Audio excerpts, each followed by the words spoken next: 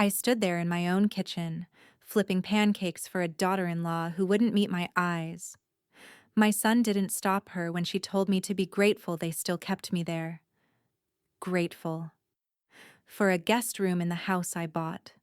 For the silence that settled when I left the room. For folding their laundry and vanishing before company came. That morning, I packed only what was mine. The deed, the lockbox, and the pride I still had left. By the time they noticed I was gone, the house was theirs in name only, because I didn't leave out of anger. I left because they forgot who kept the roof over their heads. We're about to begin, but if you'd like, share where you're joining from. It reminds me this story doesn't echo into silence. It lands somewhere real. Drop it in the comments. And don't forget to subscribe. The kitchen smelled like cinnamon and coffee, warm and familiar. I stood at the stove flipping pancakes, counting the seconds before the silence would break. Dana sat at the table, phone in hand, tapping away like I didn't exist. Her coffee sat untouched. I'd made it just how she liked. Oat milk, 2 sugars. But she didn't even look up. "You want blueberries or just plain?" I asked. Nothing. Just the soft click of her acrylics on glass. I slid the pancakes onto a plate and set it in front of her. "Still warm." She sighed, finally glancing up and then down again. "You should be grateful we keep you here. Not every family would." I paused. The words hit in that quiet way that hurts more than shouting. Mark was leaning against the counter halfway through his morning paper, pretending to be absorbed in an article. He didn't flinch, didn't even look up. That was his answer. "You're right," I said, placing the spatula down with care. "Not every family would." I didn't raise my voice. I didn't need to. But I saw Dana stiffen for just a second, like she hadn't expected me to agree. Tommy came padding in a moment later, still in his rocket ship pajamas, cheeks flushed from sleep. "Grandma, can we play later? After school?" I bent down to kiss his forehead. "Of course, baby. You go eat now."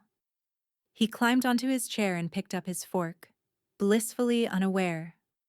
His innocence softened the air in the room for a beat. But only a beat.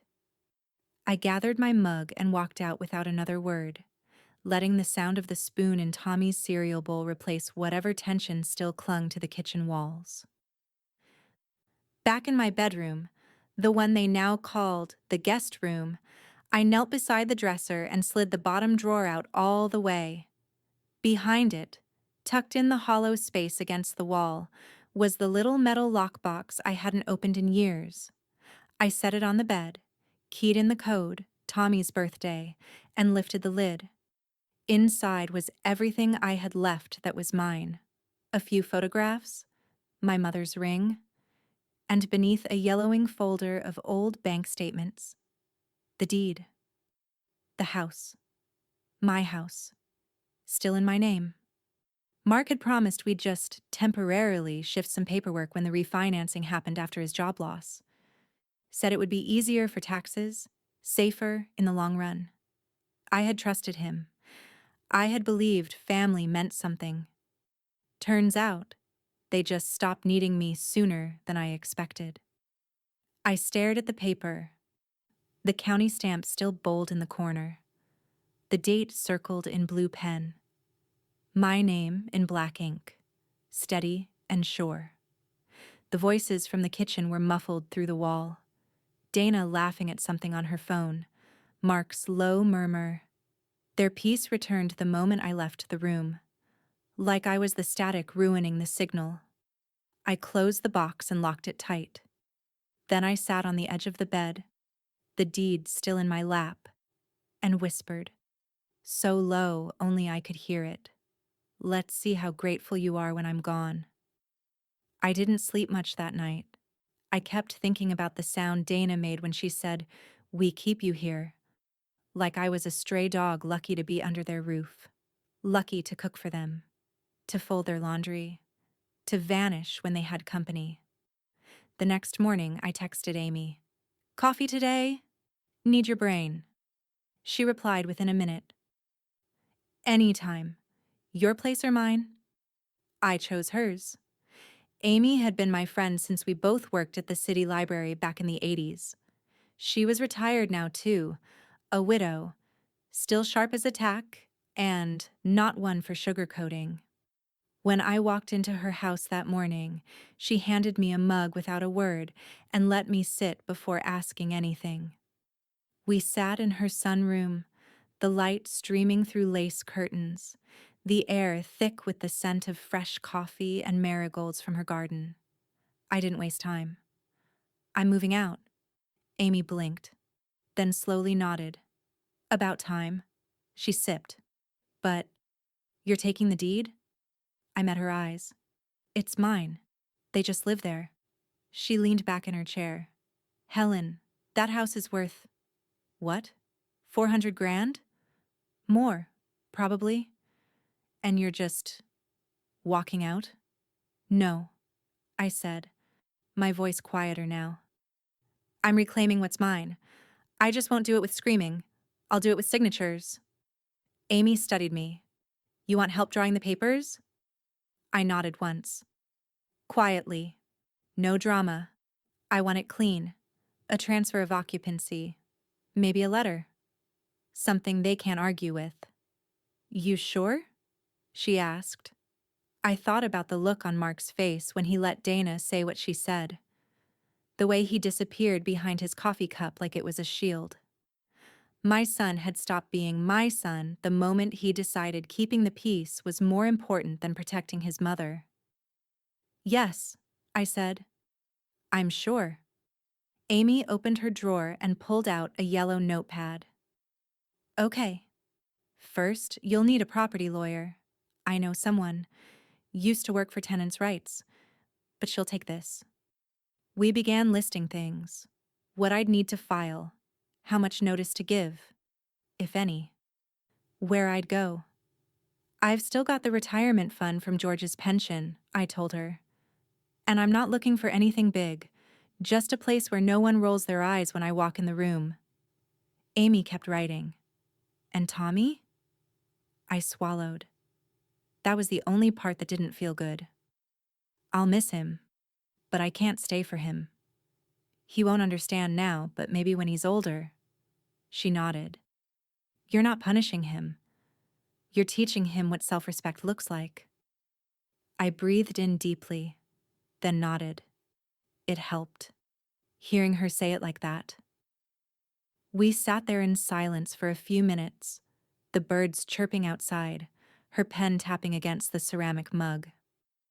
"If gratitude is a transaction," I said finally, "then I'll end my part of the deal. No more cooking, no more smiling through it." I paid in full. Amy reached across the table and touched my hand. "Then let's close your tab, sweetheart." I looked down at her notepad. So many lines and boxes already filled in. I didn't know what tomorrow would look like. But for the first time in years, I was the one making the decision. And I wasn't asking permission. The house was silent, save for the soft hum of the fridge and the ticking wall clock in the hallway, the one George used to wind by hand. It hadn't worked right in years, but it still ticked, even when no one was listening. I stood in the doorway of the guest room, my room, and looked at everything I had left behind over time. Not just things. Ground, authority, dignity. They hadn't taken it from me all at once. Just a little at a time, a few inches here and there, offered up in the name of family, of not being a burden. Until one day I'd looked up and realized I wasn't even a person to them anymore, just part of the background. I opened the closet as quietly as I could. A small overnight bag, the nice coat, 2 sweaters, my journal, a few toiletries, the framed photo of George and me from our 40th anniversary trip to Maine, and the lockbox. I opened it one last time and took out the deed, along with a few folded bank papers and a copy of the cabin keys. Slid them all into my purse. I debated leaving a note, but it would only invite confrontation. And I wasn't running. I was moving on. There's a difference. The floor creaked behind me. I turned. Tommy, hair tousled, blanket dragging behind him like a cape. He rubbed one eye and blinked at me, confused. "Grandma, are you leaving?" My throat tightened. I forced a smile. "Just visiting a friend, sweetheart." Couldn't sleep. He shuffled toward me, arms half raised. I knelt down and wrapped him in a hug, breathing in the scent of his strawberry shampoo, the warmth of his little body. "I'll always come back," I whispered into his ear. "But you have to be good, okay? Listen to Mommy, and be kind, especially to people who make your breakfast." He nodded sleepily, already starting to drift again. "Will you be back tomorrow?" "Soon," I said. "Real soon." He kissed my cheek and wandered off down the hallway, dragging the blanket behind him like a soft shadow. I waited until his door clicked shut, then stood, steadying myself. If I stayed one more hour, I'd never go. In the driveway, the night was cool and clean, stars overhead like pinpricks in black silk. I loaded the bag into the trunk of the old Honda, still registered in my name, thank God, and took one last look at the house. No lights on, no movement. Just mine, for a little while longer. The drive out to the cabin took 2 hours, most of it along back roads I hadn't traveled in years.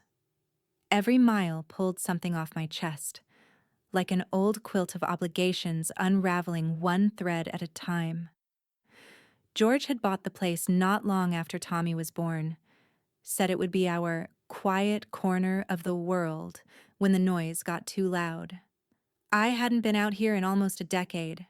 After his stroke, the place just sat. But I'd kept it.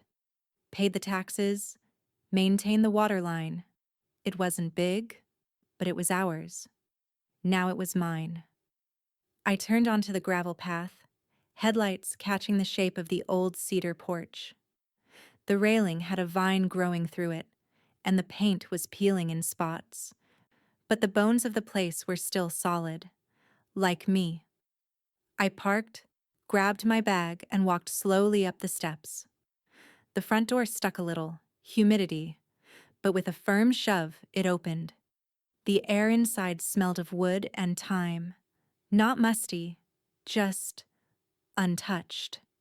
The way something smells when it's been waiting for you. I dropped the bag by the old rocker and switched on the lamp beside the couch. Soft amber glow filled the room. The same crocheted blanket from all those years ago still draped over the backrest. Everything was smaller than I remembered. Quieter. But it was mine. Every board. Every corner. I pulled the deed from my purse and placed it on the coffee table alongside the keys. Then I sat down on the couch and stared at it for a long time. Not in sadness, in recognition. This was the new beginning. Not a grand one. Not a cinematic rebellion. Just the choice to stop shrinking in someone else's house, to stop asking to be seen. The silence here didn't hum with tension. It breathed. It welcomed. And for the first time in years, I let myself feel peace, not relief, not revenge, just the steady, grounding presence of my own life in my own hands. Somewhere back in the city, Mark and Dana would wake to a house that was still warm, still running. Breakfast might even be on the stove, waiting. But the woman who made it had left the door unlocked behind her. The sound of Tommy pouring cereal was the first thing Mark heard that morning. Then the clatter of a spoon against ceramic. Then silence again. No smell of bacon, no coffee brewing, no footsteps in the kitchen. Just the dull, strange quiet of a house missing its rhythm. Mark pulled on a t-shirt and wandered out of the bedroom, rubbing the sleep from his eyes. Dana was already sitting at the dining table, hair in a messy bun, scrolling through her phone with one hand, nursing a half-finished glass of wine from the night before with the other. "She finally left?" Dana asked without looking up. "Good riddance. I swear, the guilt stench in this house has already dropped 10 degrees. Mark didn't respond. He stepped into the kitchen and glanced around. No breakfast on the stove, no clean mugs waiting. The dish rack was dry. The fridge door still had her post-it lists stuck to it, but her apron was gone from its usual hook. He opened the hall closet. Her coat. Gone. "Did she say anything to you last night?" he asked. "Nope." She stomped around like usual and slammed the guest room door. "Probably sulking over the pancakes thing." Mark opened the guest room door. The bed was made. Her reading glasses were gone from the nightstand. The little ceramic bowl where she kept her rings was empty. So was the bottom drawer. He squatted down and pulled it all the way out. Nothing behind it but a dust bunny and a rubber band. "Something's off," he muttered. Dana sighed. "Jesus, Mark. Can't we have one peaceful Saturday without your mommy taking center stage?" "She took her jewelry," he said, standing up, "and her purse. Some files, too, I think. The ones she kept locked up." Dana finally put her phone down. "You mean her old letters and photo albums?" "Who cares?" He didn't answer, just stared at the empty room a beat too long. Hours passed. Tommy played video games. Dana ordered lunch. Mark mowed the lawn, but his mind wasn't on it. He kept thinking of the metal box Helen used to hide, how she never let anyone near it, how, after the refinancing, she'd stopped asking questions about the mortgage. Around 2, the mail came. Dana brought it in, flipping through a mess of flyers and envelopes. Bill. Junk. Oh, and look, here's one for Helen M. Harlow. Still getting mail here like she lives in the goddamn 20th century.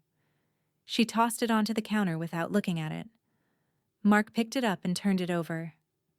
It was from the county clerk's office. He opened it.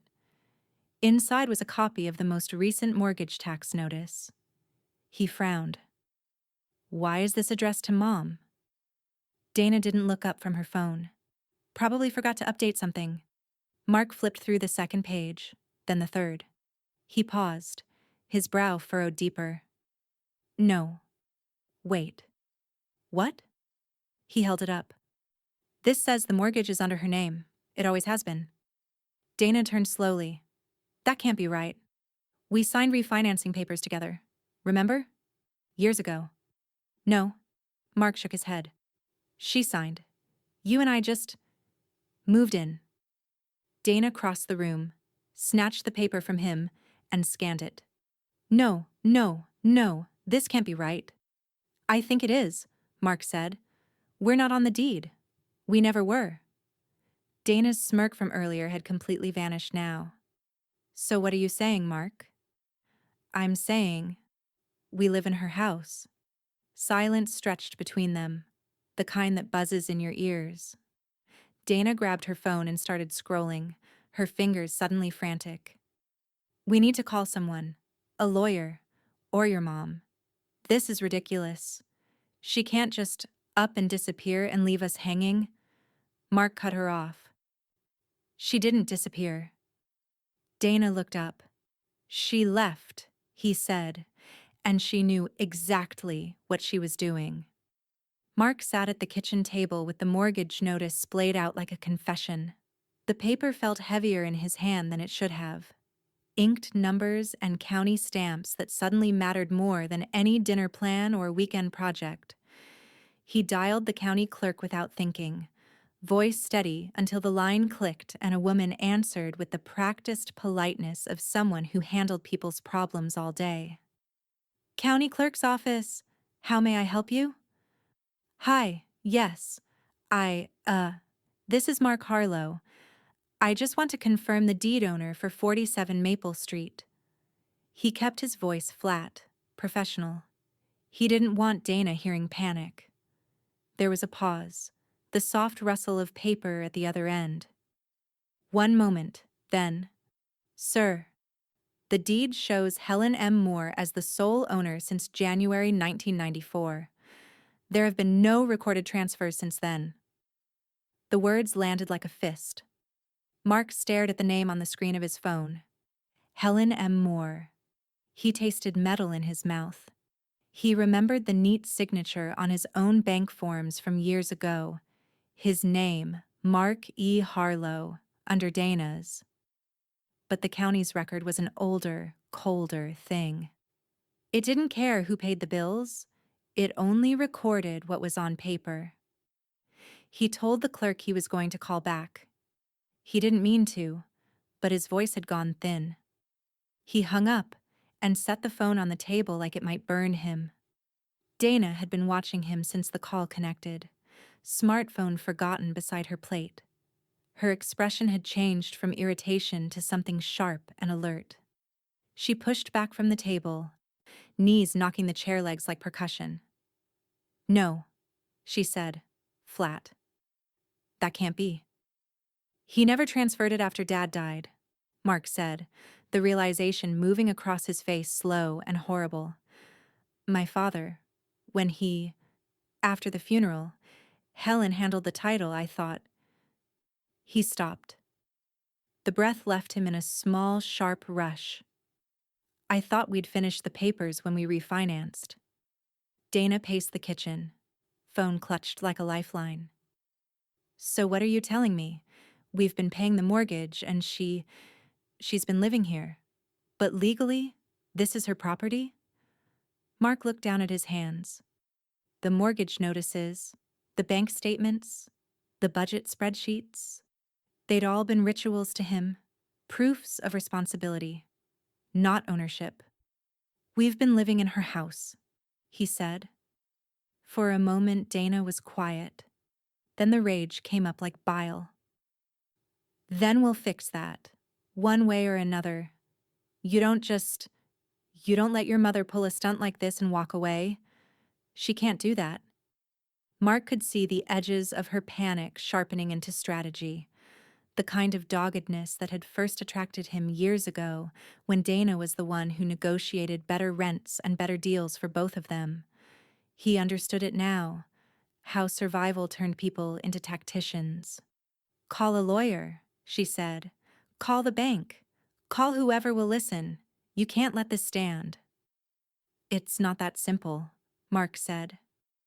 He thought of the signatures on the stack of papers in his garage, the ones they'd signed for the refinancing, for the credit lines when his job had shrunk and their savings had thinned.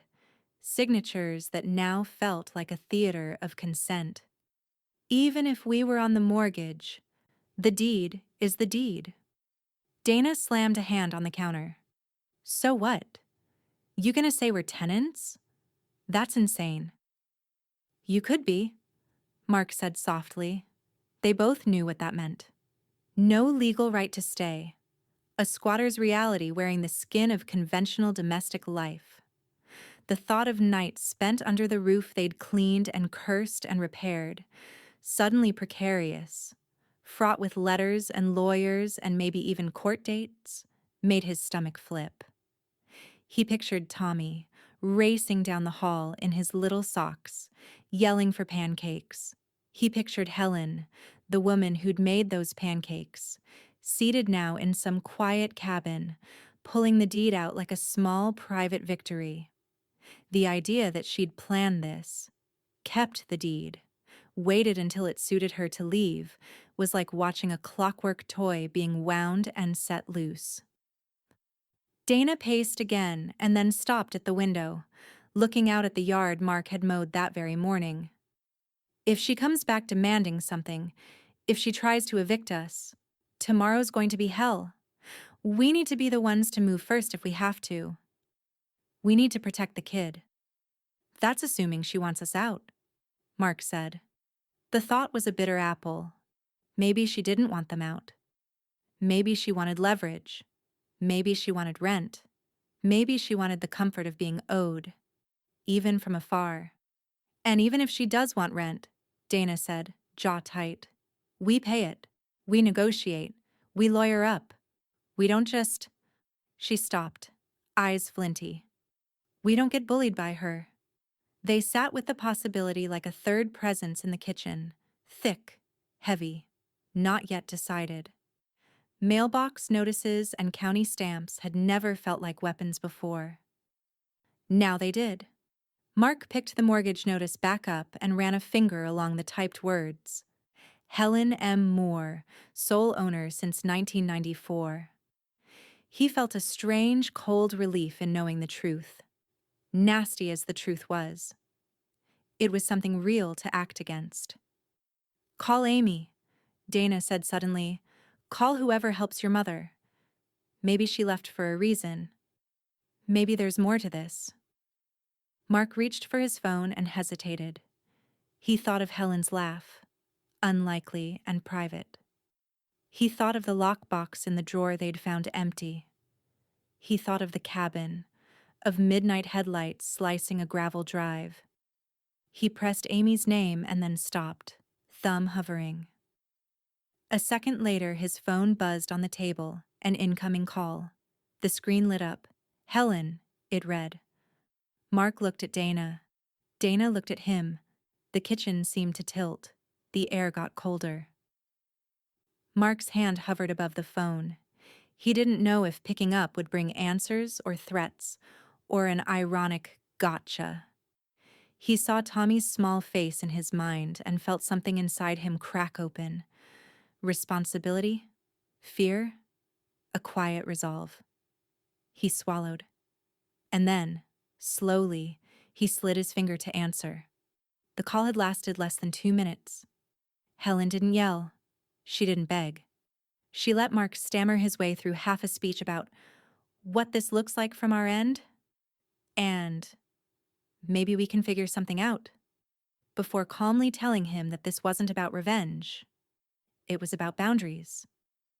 Then she hung up. By noon the next day, Dana had lawyered up. Mark hadn't seen her move that fast in years. She barely finished her first cup of coffee before pulling her laptop into her lap and dialing numbers like she was ordering lunch. Real estate attorneys, family court referrals, even a high school friend who'd gone into elder law. She's unstable, Dana said flatly. The sudden disappearance, the secrecy, no warning. What if she's losing it and dragging us down with her? What if this is delusional? Mark said nothing.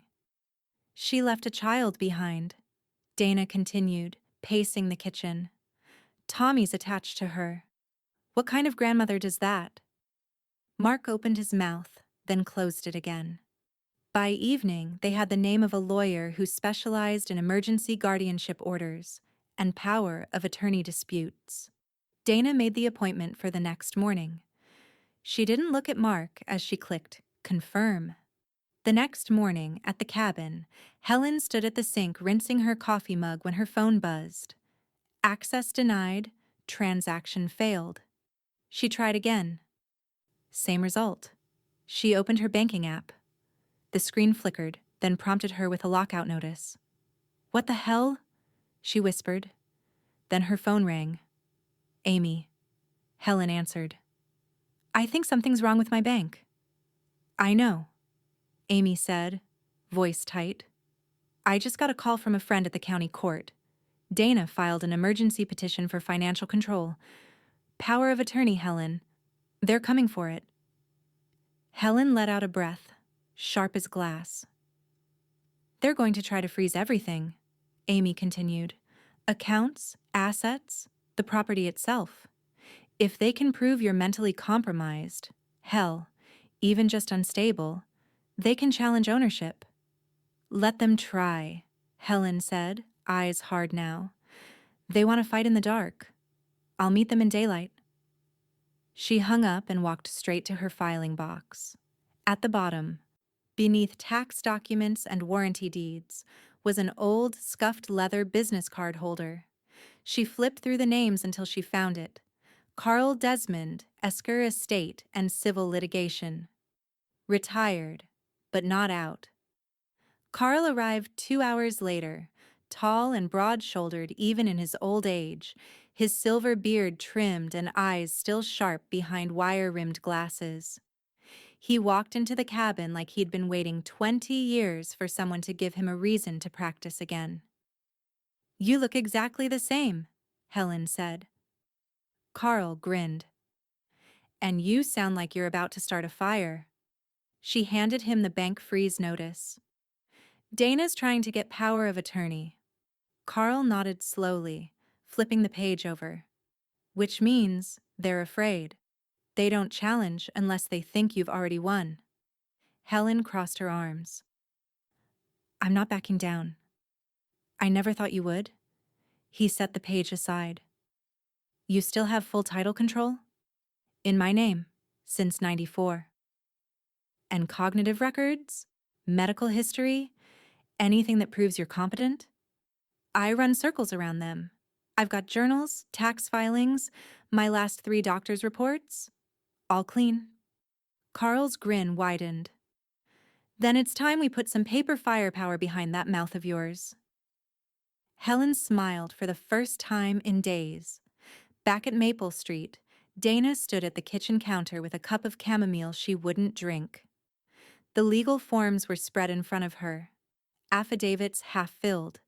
Statements she'd pre-written for Mark to sign. All they needed now was one last piece. A narrative. "She can't survive out there on her own," Dana said. "She's unstable. That's our angle. You just need to get her to say something erratic. Something we can use." Mark stood beside her, unsure whether this made him more nauseous or ashamed. "She won't talk to me again," he said. "She'll talk to you. You're her son. She thinks she can still reach you. Use that." Mark took the folder from the counter, heavy with suggestion. "Don't push her too hard," Dana added. "Just plant out. Get her talking." By early evening, Mark's car crunched up the gravel path toward the cabin. It looked like a postcard. Sunlit porch, breeze nudging the curtains. He spotted her sitting out front with a cup of tea and what looked like an old legal binder. She didn't stand when he stepped out of the car. He approached slowly, folder tucked under his arm. "You found me," she said. Mark nodded. "I needed to talk about how this is all going." Helen gestured to the chair across from her. "Sit, but leave the papers in the car." Mark sat. "I just want to understand what you're doing." "What I'm doing," Helen repeated, her voice calm, "is living in a house that's mine, after 30 years of pretending it wasn't." "Mom, you blindsided us." "No," she said, eyes narrowing. "I stopped protecting you from reality." Mark exhaled. "You're making this adversarial when it doesn't need to be."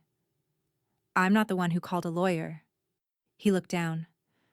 "That was Dana. You didn't stop her." Silence. Helen leaned forward, voice low. "I raised a man, Mark, not a messenger.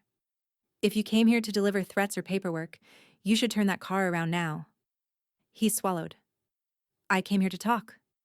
Then talk. Like a son, not like someone looking for leverage."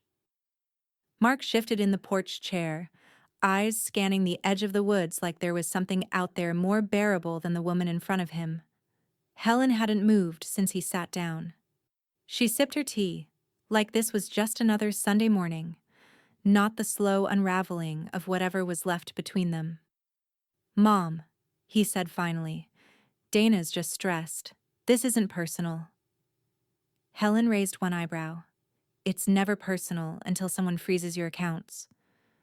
Mark looked away. "She's worried about the house," he said. "About Tommy. About stability." "No," Helen replied, voice low but crisp. "She's worried about control. There's a difference." He let that hang. She was right. and they both knew it. "She's not trying to hurt you," he said. Helen gave a short laugh, quiet, tired, sharp. "She called a lawyer, Mark. She tried to have me declared mentally unfit. I'm not senile. I'm inconvenient. And she doesn't like women she can't manage. She's scared. We both are," he said. "You disappearing like that. You could have talked to us first." "I talked for years. You didn't listen." Mark rubbed the back of his neck, fingers twitching. "You could just sign the deed over," he said quietly. "We could avoid all this mess. Just end the drama." Helen's eyes darkened. "The drama," she said slowly, "began the day you let your wife speak to me like a guest in the house I built." He opened his mouth to argue, but she wasn't finished. "I scrubbed those floors, Mark. Painted the walls while you were still in diapers. I held your father's hand in that living room while he died. That house has more of my life in it than your marriage ever will." Mark's jaw clenched. "You think a signature fixes this?" she asked. "You think the moment I hand over my name, we're a family again?" "I think it's the only way to move forward," he said, voice tight. Helen leaned in. "No. It's the way you think you get to keep pretending nothing happened." Mark stood up. The chair scraped loudly against the porch boards. "You're turning this into a war."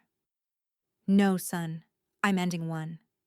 They stared at each other in the gold light of early evening, mother and son, too far apart now to bridge the space with memory or apology. Mark looked away first. He walked back to his car in stiff silence. Halfway there, he turned back. "You're gonna lose us over this," he said. "Over a piece of land." Helen didn't raise her voice. "If that's all I meant to you, I already did." Mark didn't respond. He got in the car and drove away, the tires spitting gravel as he went. Inside, the cabin was warm, still scented with Earl Grey and sun on old wood. Amy sat at the kitchen table, flipping through Carl's notes. "Well?" she asked as Helen stepped in. "He's not ready," Helen said, setting her mug down. Amy nodded. "But?" Helen looked out the window toward the road. "Next time he comes, he won't come alone. He'll bring paperwork. Maybe even a court order." "You're sure?" Helen nodded once. "I saw it in his face. Shame doesn't change people, Amy. Desperation does." Amy folded the legal folder closed and slid it across the table. "Then we be ready." Helen stood for a long moment, the fading sun catching the silver in her hair, her hands resting lightly on the back of the chair. "I keep thinking," she said quietly, "about the way George used to say this cabin would outlast all of us. He was wrong. The building will stand. But what we put in it? Dignity, boundaries, memory. That's what survives. That's what matters." Amy met her gaze. "Then protect it." Helen nodded. Outside, the wind shifted, stirring the trees. She didn't say it, but she knew. The next knock on the door wouldn't be from her son. It would be from the court. The envelope was thick, too official-looking to be anything but trouble. Helen found it waiting on the porch swing late that afternoon, tucked neatly between a copy of the local newspaper and a takeout menu she didn't remember ordering. The return address read, Superior Court of Wexler County. She didn't open it right away. She poured herself a cup of tea first, sat in the rocker with the weight of it in her lap like a familiar ache. She didn't need to read it to know what it said, but she read it anyway. Notice of petition for conservatorship, filed by Dana Harlow. Claim, mental incompetence, risk to financial and personal stability. Helen exhaled slowly through her nose, lips barely parting. Not anger, not surprise, just a measured stillness, the kind that settles in right before a storm. Amy stepped onto the porch a moment later with her own mug in hand, instantly catching the shift in energy. "Is that what I think it is?" she asked. Helen held the letter out. Amy skimmed it, her mouth tightening with each line. "This is low," Amy said. "Even for her." Helen nodded, but not unexpected. She went inside, pulled a yellow legal pad from Carl's folder, and began writing. Not with a shaky hand, not with nerves, but with the clarity of someone who had run out of room to shrink. By the time Carl arrived an hour later, she had already laid everything out on the kitchen table. The deed to the house, copies of her most recent doctor's visit notes, George's will, 2 notarized letters from longtime neighbors attesting to her sound mind, and a handwritten timeline detailing her financial activity for the past 3 years. Carl didn't look surprised either when she slid the court summons across the table. "Well," he said, flipping through the packet with steady fingers. "Looks like Dana's going for a full conservatorship, wants you declared incapacitated, with her as controlling agent over your assets, properties, and decisions." "Charming," Helen said flatly. Amy shook her head. "She wants to control the house." "No," Carl said, smiling grimly. "She wants to own Helen, but that's not going to happen." He started sorting through the documents Helen had prepared, whistling low under his breath. "This," he said, tapping George's will, "is gold. It clearly names Helen as the sole heir of the property. No trust language, no conditional clauses. Plain and simple, she inherited the house and never relinquished title." "And the bank freeze?" Helen asked. "Already drafting a reversal order," Carl replied. "If the judge doesn't buy the conservatorship claim, everything unfreezes within 48 hours. Amy leaned back in her chair. "Still can't believe she's willing to drag this to court." Helen didn't blink. She dragged it. "I'll finish it." She stood and opened a box she'd kept in the cabin closet since George's death. Inside were letters, receipts, even photos. Little pieces of life most people wouldn't think mattered in a courtroom. But Carl smiled as she handed them over. "These tell a story," he said, "that you were the one maintaining the property, that you lived there, invested in it, made decisions, and that you didn't hide. You were just erased." Helen looked him dead in the eye. "They wanted a battle," she said. "Let's give them one worth remembering." 3 days later, Helen stood in front of the full-length mirror in the bedroom George built with his own hands. She wore a gray wool dress, the one she saved for real things, funerals, weddings, and moments when someone needed to be reminded she was still here. Amy helped fasten the clasp at the back, then adjusted the collar. "You look like Hel's grandmother." "Good," Helen said. "That's the message." Downstairs, Carl waited with his briefcase. The courtroom was a 40-minute drive, just long enough for Helen to rehearse everything one last time in her head. But she didn't. She already knew what she would say, what she wouldn't. Outside, the sky hung low and pale with late autumn clouds, the kind of weather that felt like it was holding its breath. Helen stepped onto the porch and paused. "You ready?" Carl asked. "I was ready 30 years ago," she said. "I just didn't know it." As they drove off, the wind picked up through the trees behind them. Back on Maple Street, Dana stood at the front window in her robe, watching the same sky. "Courts today," she said quietly. Mark didn't look up from tying Tommy's shoes. "I know." Dana's fingers tightened around her coffee mug. "She'll fold," she said. "She always does." But she didn't sound so sure. The courtroom smelled faintly of disinfectant and dust. Like too many truths had been wiped down and rearranged here. Pale wood paneling, muted carpeting, an American flag in the corner that somehow looked accusatory. Helen sat at the petitioner's table, back straight, hands folded, her gray wool dress like armor in the cold morning light. Across from her, Dana was already performing.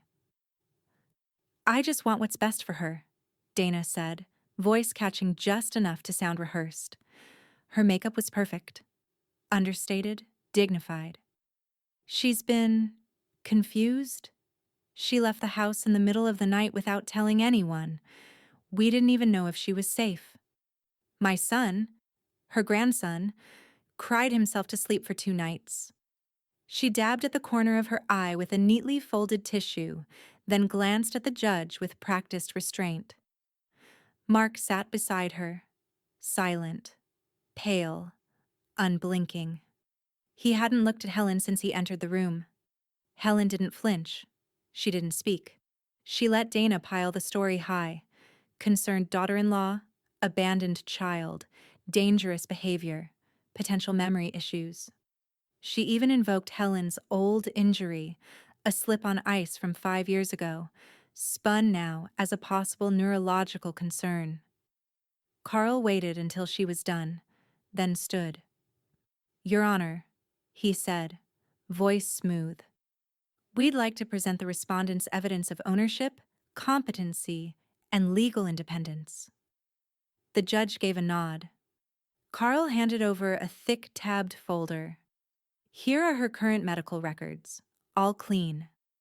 Her financial activity, which she tracks herself, letters from 2 physicians, and most importantly, this." He lifted a sealed envelope, a notarized copy of George Harlow's last will and testament. The judge leaned forward. "Proceed." Carl broke the seal, unfolded the paper slowly, and began to read. "To my wife, Helen Moore Harlow, I leave full ownership of 47 Maple Street, as well as the authority to retain sole legal title in her name. This was discussed, planned, and agreed upon by both of us as a safeguard for her well-being, and to protect her from the kinds of financial and emotional dependency we've seen ruin too many elders." There was a murmur in the room. Carl looked up. This was not an oversight. It was protection. The judge nodded, eyes sharpening. Carl continued. "What you're seeing, Your Honor, is not concern for Helen's health. It is a coordinated effort to strip her of autonomy under the guise of caregiving. She was never financially dependent on her son or his wife. If anything, it's the other way around." Dana's mouth opened. "That's not—" The judge raised a hand. "You'll have your chance, Mrs. Harlow." But the shift had already begun. Carl flipped to the next exhibit, a photograph of Helen signing refinancing paperwork years ago. Mark and Dana on either side, both clearly uninvolved in the process. There's no record of Mark or Dana ever appearing on the deed. Every utility account is in Helen's name. The mortgage is hers. She has maintained it for 3 decades, uninterrupted. Her son and daughter-in-law have no legal claim, and their assertion that she is mentally unfit rests entirely on subjective impressions, none of which are supported by her medical evaluations. The judge looked to Helen. She stood. No dramatics, just steadiness. "I didn't leave to hurt anyone," she said. "I left because the place that was once mine became somewhere I was merely tolerated. I cooked. I cleaned. I became invisible. Until I wasn't useful, and then I became inconvenient." She looked directly at Dana. "You want to talk about who left who? I was gone long before I packed a bag." Then she turned to the judge. "I'm not fragile. I'm not confused. I'm just done pretending I owe people who treat me like a burden." Silence blanketed the room. The judge glanced down at the will again, then back at Dana. "Mrs. Harlow," she said slowly, "I find this petition not only unsupported by the evidence but deeply troubling in motive. In my opinion, Your conduct amounts to exploitation cloaked as concern. Dana's face cracked, her mouth opened to respond, but no words came out. Mark closed his eyes. The judge continued. The petition is dismissed. All assets are to be immediately unfrozen. Full control remains with Helen M. Harlow. This court will not entertain future filings of this nature unless compelling new evidence is presented by someone other than the petitioners. Helen didn't smile, but something in her chest lifted, subtle and strong, like an old foundation finally leveling out. As the judge adjourned, Carl leaned over and whispered, "That sound you hear, that's the sound of your dignity walking back through the front door." Outside, the sky had cleared. Helen stood on the courthouse steps, breathing in air that felt earned. Amy joined her a moment later. "You good?" "I'm not sure yet," Helen said, "but I'm free." From behind them, footsteps approached. They turned. It was Mark, empty-handed. Expression unreadable. Dana slammed the car door before Mark had even taken the keys out of the ignition. They hadn't spoken the entire ride home, 43 minutes of silence so sharp it buzzed in Mark's ears. Now, standing in the middle of the living room they once called hers, Dana spun around, eyes blazing. "You should have done more." Mark set the keys on the counter. "Like what? Lie on the stand? Forge documents? You didn't push back. You didn't defend us. You sat there like some hollowed-out scarecrow while your mother humiliated me in front of everyone." "She defended herself, Dana. That's what happened." "She destroyed us," Dana snapped. "You know what people are going to say? That we tried to steal from her." Mark leaned against the kitchen island, eyes tired. "We did." The words dropped like a stone between them. Dana blinked. "Excuse me?" "We tried to take something that wasn't ours," Mark said quietly. "She built that life, and we treated it like a backup plan." For a moment, Dana looked stunned. Then the fire returned. "So what now? We crawl to her? Ask to stay in the guest room again?" Mark shook his head. "She's done with us. We've lost her respect forever." Dana crossed her arms. "Then forget her. We'll buy something else. Start fresh." He didn't answer right away. She stepped closer. "Mark?" He opened the banking app on his phone and turned the screen toward her. She stared. "Legal fees," he said. "Court costs, filing fees, retainers, frozen accounts. We're overdrawn. We don't even own this house." Dana's mouth parted, but no sound came out. She looked around the room like it might shift into something safer, something survivable. Then she dropped onto the couch, spine folding in on itself. Outside, a wind picked up. Dry leaves scraped across the sidewalk. Miles away, sunlight filtered through tall trees into the front room of Helen's cabin. She stood barefoot on the wooden floorboards, tracing a finger along the wall where George's old bookshelf used to sit. Sawdust clung to her palms. The faint smell of cedar and fresh paint lingered in the air. Across the room, two local contractors laughed over a bent measuring tape and a miscut board.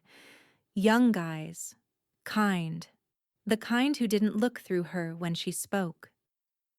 Amy entered from the porch carrying a bag of groceries and a smile. "They're gonna have the second bedroom framed out by Thursday." "Let them take their time," Helen said. "I'm not in a rush to share." They both laughed. Amy set the bag down. "The place looks better than it ever did." "It does," Helen agreed. "And it's mine. Every inch of it." She walked to the kettle, poured hot water over fresh coffee grounds, and let the steam rise around her. The window by the sink looked out over nothing but trees. No fences, no property lines, no cars idling too long in the driveway. Amy joined her at the table. You're freer than ever. Helen stirred her mug. Freedom, she said, tastes like quiet coffee and clean air. They sat for a moment in comfortable silence, broken only by the muffled hammering from the back of the cabin and the whistle of wind through pine. I thought I'd feel more triumphant, Helen said. But mostly, I just feel still, like something that was shaking finally stopped. That's called peace, Amy said.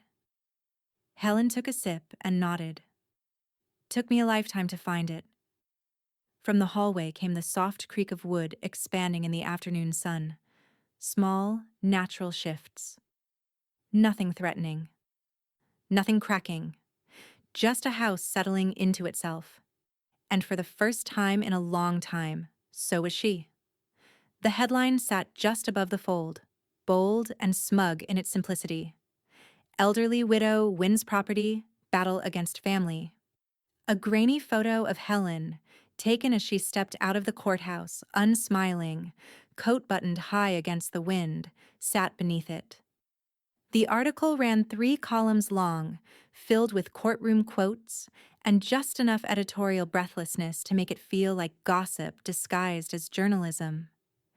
Amy read the entire piece aloud from the front porch, while Helen knelt in the garden, wrist deep in soil, planting fall spinach like the ink on the paper didn't exist. Ms. Harlow, a retired librarian and widow of local contractor George Harlow, was awarded full control of her estate in what Judge Berman called a clear case of attempted legal overreach. Amy lowered the paper. You're officially the patron saint of boundaries. Helen pressed a seedling into place and dusted off her hands. Let them write what they want. The weeds don't care. Amy folded the paper in half with a smirk. Reporters called 3 times this morning. You gonna talk to them? Nope. What about the woman from the radio station? Especially not her. Helen stood, brushing dirt from her knees, and walked to the hose. She washed her hands slowly, deliberately, like she was shedding the last of the courthouse air. Across town, Dana stayed inside with the curtains drawn. The article hit the local Facebook groups within hours. Neighbors posted clapping emojis. One wrote, "Good for her. Too many folks treat their parents like live-in staff." Another replied, "I knew something was off about Dana." She'd turned off notifications by mid-morning, but it was too late. Texts from PTA friends went unanswered. No one invited her to coffee. Even her closest friend Lynn messaged only once. I hope this isn't true. Mark hadn't said much. Just came in late from a long walk with Tommy and quietly started sorting through unopened bills. Dana had tried to spin it for Tommy. Grandma's on vacation. But children have their own radar, the kind that pierces through silence and finds truth without needing words. 2 days after the article, Helen's phone rang just past 7 in the evening. She didn't recognize the number, but something in her gut told her to answer. "Hi, Grandma," came the small, tentative voice. Her heart paused. "Tommy?" "Yeah. I used Mommy's phone when she was in the bathtub." Helen stepped out of the kitchen and into the dusk light of the porch, the phone trembling just slightly in her hand. "I miss you," he said. "I miss you too, baby." "She cries a lot now," he whispered. "Mom does. I asked why, and she said it's because you were mean." "Were you mean?" Helen swallowed. Sometimes, when people do something wrong, it's easier to pretend the other person caused the pain. "But you didn't yell," Tommy said. "No, I didn't." He was quiet for a moment. Then, "Is she gonna be sad forever?" Helen looked out toward the trees, the sky going dark around the edges. "Sadness," she said gently, "teaches what arrogance can't. Sometimes it's the only teacher people listen to." Another pause. "Will I see you soon?" Helen's voice caught. Not right away, but someday. Okay, he said softly. They sat in silence, connected by breath and signal and love, pure, undiluted love that neither courtrooms nor custody nor cruelty could touch. I love you, he said. I love you more. When the call ended, Helen stayed on the porch, phone pressed to her chest. Amy stepped out behind her. He snuck the call? Helen nodded, eyes shining but dry. Amy leaned against the railing. You're not bitter. It wasn't a question. Helen exhaled slowly. Bitterness ties you to them. It's just another leash. She looked out across the clearing, the moon just beginning to rise beyond the tree line. I'm finally untied. Amy smiled. You're freer than most people ever get. Then I should do something with it, Helen said quietly. Amy cocked her head. Like what? But Helen didn't answer right away. She just turned and went inside, the porch door swinging gently shut behind her. The envelope was hand-addressed in Helen's cursive, the kind that carried weight even before it was opened. Mark found it in the mailbox late Tuesday afternoon. No return address. No flourish. Just his name, spelled out in a script he hadn't seen in years. Mark E. Harlow, like he was still 17 and applying for colleges, not a grown man with too much regret packed behind his ribs. He brought it inside and opened it at the kitchen table. Inside was a folded check, $5,000, and a short note, written on plain stationery. For Tommy's education, not yours. Mom.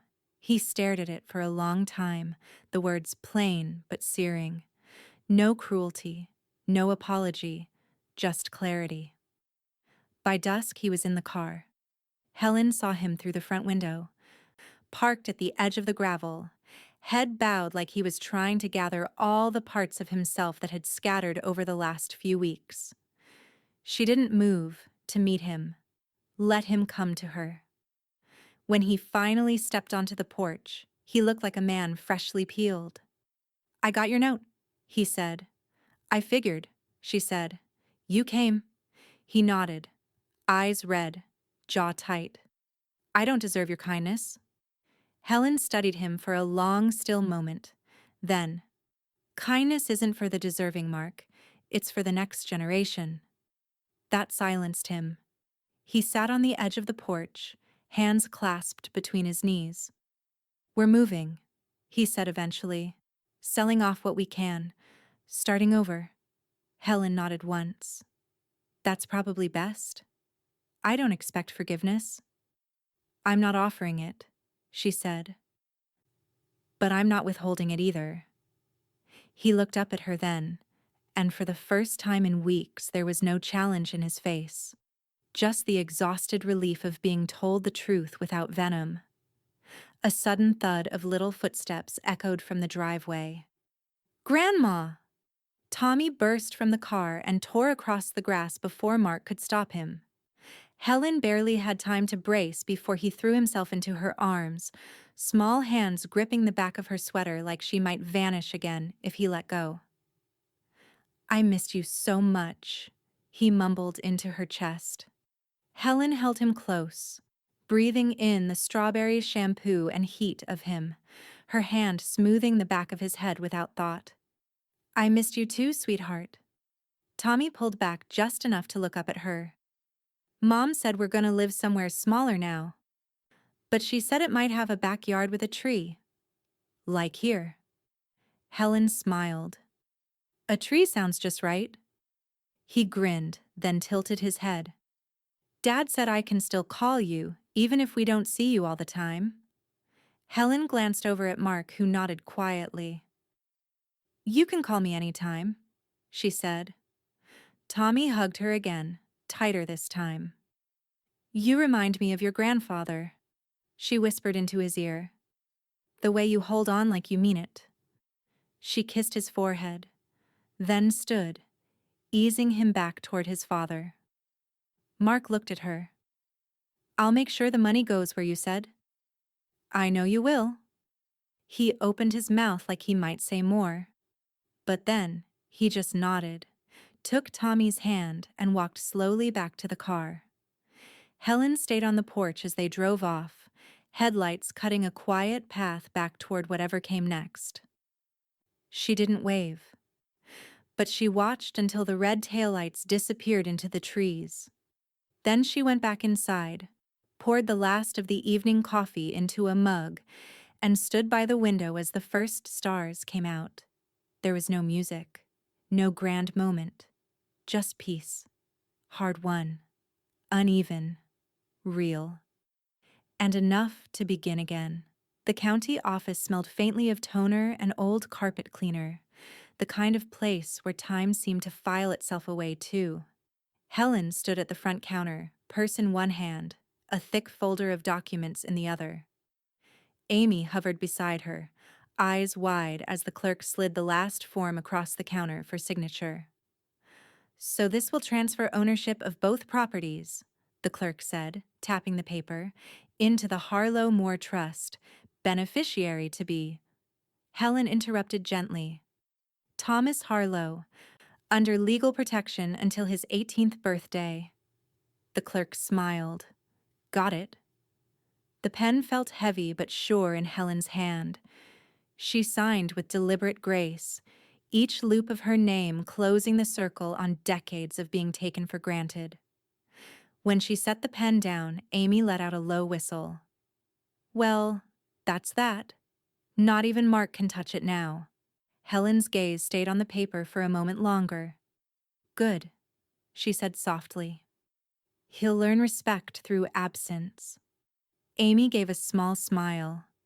"You really think he'll come around?" Helen shook her head. "That's not what this is for. This is for what comes next." They left the office together, the late afternoon light pouring gold through the glass doors. Outside, the courthouse clock struck 3, each chime echoing across the square. Helen paused at the bottom of the steps, eyes on the statue in the courtyard. An old miner cast in bronze, his shovel pointed at the earth, as if still digging for something he'd already found. A week later, Helen stood by the "For Sale" sign planted in front of her old home on Maple Street. The yard had gone wild, grass high, porch sagging a little, but the bones of the house still good. It looked smaller now, like it had shed its arrogance the way an old tree sheds bark. She didn't go inside. She didn't need to. The sale would cover more than enough to keep the cabin and fund what she'd already set in motion: a local senior advocacy program through the Library Foundation, free legal consultations, education workshops, a hotline for elder financial abuse. It wasn't about revenge. It was about making sure no one else sat across a kitchen table being told to be grateful for the roof they'd built with their own hands. When Amy joined her later that day at the cabin, she found Helen sorting through old photographs, George in his work boots, Mark as a boy in overalls, Tommy as a baby with a gummy grin. Amy poured 2 cups of coffee and set one in front of her. "You've really done it, you know." Helen looked up. "Done what?" "Turned betrayal into something useful." Helen smiled faintly. "It's easier than carrying it." Amy nodded, watching her friend's steady hands stack the photos into neat, careful piles. "What are you going to call the program?" Helen thought for a moment. "George used to say, 'Protect your own tools, and they'll build your freedom.' Maybe something like that." Amy grinned. "The Moore Harlow Freedom Fund has a ring to it." Helen chuckled softly. "Maybe so." By Friday morning, the local paper ran another story. Smaller headline this time, but deeper in meaning. "Widow turns betrayal into foundation for others." A photo of Helen in her garden accompanied the article. Headscarf tied back, hands in the dirt, smiling in a way the last reporter never caught. The story spoke of resilience, of second chances, of how one woman's courtroom fight had sparked a wave of calls from seniors across the county seeking advice. At the end of the article, one quote stood out in bold: "If they take your dignity, take it back, and leave the door open for the next person who needs it." Helen M. Harlow. Across town, Dana sat at her kitchen table staring at the photo. The headline glared from her laptop screen, the comments below it a chorus of praise. Her coffee had gone cold an hour ago. Mark had taken Tommy to school. The silence of the house pressed on her like judgment. She scrolled through the article again, her jaw tightening. But somewhere in the middle of the second paragraph, her breath caught. The mention of Tommy's name. The trust. The line about how it would be managed until adulthood to ensure generational protection. Her eyes stung. Helen had left him something lasting, something safe. And Dana realized, for the first time, maybe ever, that this wasn't a punishment. It was an invitation she'd never earned. She reached up and wiped at her eyes before the tears could fall. Outside, a gust of wind rattled the half-dead maple in their front yard. A few brittle leaves broke free, spinning down the street like small, unburdened ghosts. The wind had turned sharper. Leaves skittered across the gravel in frantic little circles, blown off course and spinning nowhere. Helen was in the garden again. Her hands, always busy lately, easing bulbs into the soil for spring that hadn't arrived yet. Behind her, the cabin stood sturdier than ever, its windows trimmed with new pine, a fresh coat of sealant drying on the roof. The sound of tires on loose stone reached her first. She didn't look up right away. Let him get out on his own. Let him walk the full distance. When she finally did glance toward the drive, Mark was already halfway up the path. No folder in hand, no forced smile. No Dana, just her son. Shoulders slumped, the collar of his coat turned up like he hadn't figured out which direction to face the wind. He stopped a few feet away, swallowed once. "I'm not here to change your mind," he said. Helen didn't move. "I just needed to say something," he added, voice barely above the wind. She stood, brushing dirt from her palms with slow, deliberate strokes. Mark looked older than she remembered, not in the hair or the skin, but in the weight. Like he'd finally started carrying his own legacy instead of expecting someone else to hold it for him. "I was weak," he said. "That's what it was. All of it. Not anger, not hate, just cowardice." Helen crossed her arms, letting silence stretch between them like rope being measured. "I've tried to fix it since," he continued. "Not with Dana. I mean, Tommy. I've been present. I've been better." She studied him. "Weakness," she said, voice steady. "I can forgive." Mark's breath hitched. "But cruelty," she added. "I can't." He nodded. "I know." He didn't offer excuses. That, at least, was new. "I let her twist the truth," he said. "I knew it was wrong, and I stayed quiet. For comfort, for peace. But I get it now. Silence isn't peace." "No," Helen said. "It's permission." He winced like the words struck something already raw. Then he looked up. Really looked at her. And the tears were there, sudden and unhidden. "I'll do better," he whispered. "Even if you never trust me again. Even if we never go back. I want to be a man my son doesn't have to unlearn." Helen stepped forward, not all the way, but close enough to see his eyes clearly. "Then start with him," she said. "Not with me." Mark nodded, his jaw trembling as he bit down a sob. And then he reached forward, slow, hesitant, and pulled her into a hug.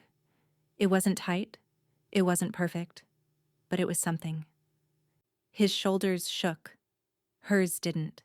She didn't hug him back right away, not fully. but her hand came up and rested on the back of his coat, flat and warm, like a door being unlatched from the inside. A cough came from the porch. They turned. Amy stood with 2 mugs of coffee and an eyebrow raised so high it nearly disappeared into her scarf. "Well, I'll be damned," she said with a soft grin.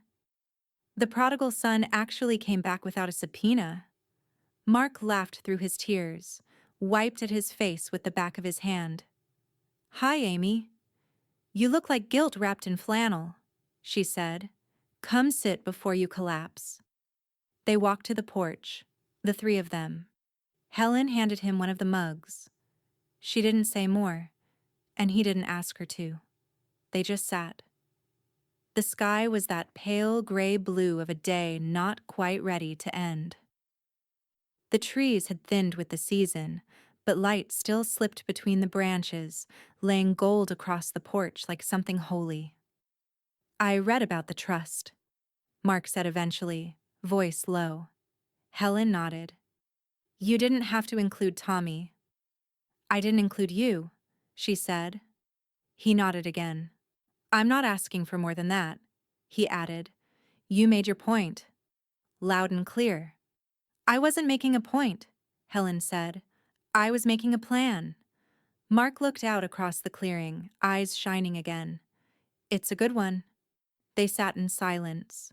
Eventually, the cabin door creaked open again. A small voice called out, tentative. "Grandma?" Tommy stood in the doorway, backpack slung over one shoulder, his face lighting up when he saw her. "I told Dad I wanted to come. I didn't want to wait for Thanksgiving." Helen stood. Mark didn't stop him this time. Tommy ran forward, arms out, and Helen caught him mid-leap. He smelled like dryer sheets and cinnamon gum. He felt like something still pure, still hopeful. She held him close and whispered, "We've got time now."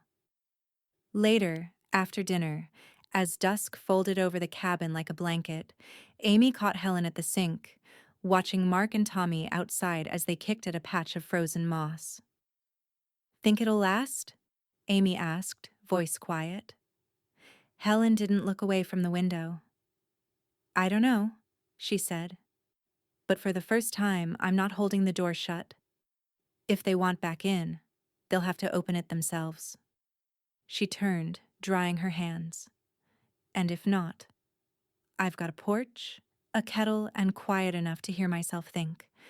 That's more than I had a year ago." Amy smiled. "That's everything, if you ask me." Helen paused at the table, looking down at a fresh page in her notebook. A new list. This time, it wasn't for groceries. It was for legacy. And for the first time, she was writing it without asking permission. The morning broke soft and gold, the kind of light that didn't ask anything of you. It just arrived, generous and warm, draping itself across the cabin floors like memory without the ache. Helen sat at the small kitchen table with a cup of coffee steaming beside her, the final pages of the trust document spread in front of her like a quilt, finally stitched to completion. The pen sat waiting. Outside, the sound of laughter floated in, high, bright, unmistakably Tommy. Somewhere near the clearing, he was shouting something about the biggest pine cone ever, his voice bouncing off trees and sky like music. She closed her eyes just for a moment, letting the peace of it soak in. No court dates, no counterattacks, no defending what she'd already built. Just this. Quiet, warmth, and the sound of the future not yet ruined. Helen signed her name one last time. The ink flowed smooth. No shaking hand. No hesitation. Just grace. A few minutes later, Amy stepped in from the porch, cheeks pink from the crisp air, her scarf trailing behind her like she'd run from something joyful. "Whatever he found out there," she said, grinning, "it's apparently magical and possibly weaponized." Helen chuckled softly. A pinecone war is better than a legal one. Amy pulled off her gloves and dropped them on the side table. So, it's done? Helen tapped the stack of papers. Signed. Filed. Official. Feels different this time. It is different. Amy walked over and picked up the trust binder, flipping through it. Tommy's covered. The cabin's yours until you say otherwise. The rest of the Maple property's liquidated, and the fund. Already supporting 6 families? Helen said. I checked yesterday. One woman used it to stop her son from coercing her into signing over her trailer. Another just got her heat turned back on. Amy exhaled, setting the binder down. You kept the house, but gave away the pain. Helen sipped her coffee. Exactly. I packed everything that mattered, and left what didn't. They stood for a moment, letting the simplicity of that truth settle in the space. Then Helen walked to the far wall, the one near the window that caught the best afternoon light. A fresh nail had been hammered into the center beam. From a padded envelope, she pulled out the original property deed, yellowed, creased, corners soft from time. She'd had it framed in wood from the old barn Mark and George had once rebuilt together. The frame was plain, no title plaque, no embellishment. Just the paper, and the name. Helen M. Harlow, title holder, since 1994. She hung it herself, centered, straight. Amy stepped beside her and looked up at it in quiet reverence. That's not just a deed, she said. That's a scar that healed right. Helen smiled faintly. That's a name that stayed mine. From outside, Tommy's voice again, calling for Grandma, as he ran toward the porch with a treasure in hand and mud on his boots. Helen turned toward the door. He's going to be a handful. Amy laughed. He's going to be yours, in every good way. Helen paused at the threshold, hand resting on the doorframe, her gaze sweeping the room one last time as if to bless it. The cabin, once refuge then battleground, was now just home. She stepped out into the golden light, her coat swinging behind her like a second spine. Tommy barreled into her legs with a triumphant, "Look what I found." It was, in fact, a pine cone. Massive, crooked, covered in moss. She knelt, took it from his outstretched hands, and turned it slowly in her fingers like something ancient and worthy. I think this might be magic, she said, deadpan. Tommy's eyes went wide. I told you. Mark stood a little farther off, watching them with a softness Helen hadn't seen since he was a boy. No pressure in his gaze, just presence. For now, that was enough. She looked up at him. He raised a hand in a silent greeting, unsure if more would be welcome. She nodded. A quiet invitation. After Tommy raced back toward the trees to find another spell item, Helen and Amy returned inside. Amy paused near the deed on the wall. You ever going to tell him about the frame? She asked. Helen shook her head. No need. He'll figure it out someday. She poured another cup of coffee, sat at the table, and let the sun soak into her shoulders. Amy watched her, eyes soft. You thinking of writing again? Helen looked toward the notebook still resting near the window. Maybe, she said, but I think I needed to live this one before I could tell anything else. Outside, wind stirred the trees. Inside, nothing moved but the steam from the mug and the light crawling slowly across the floorboards. Helen leaned back in her chair, gaze drifting toward the framed deed. Her voice was quiet, but firm. They told me to be grateful they kept me, she said, but they forgot who kept the roof over their heads. Amy said nothing. There was nothing to say. Some truths didn't need to echo. They just needed to be spoken, and now they had.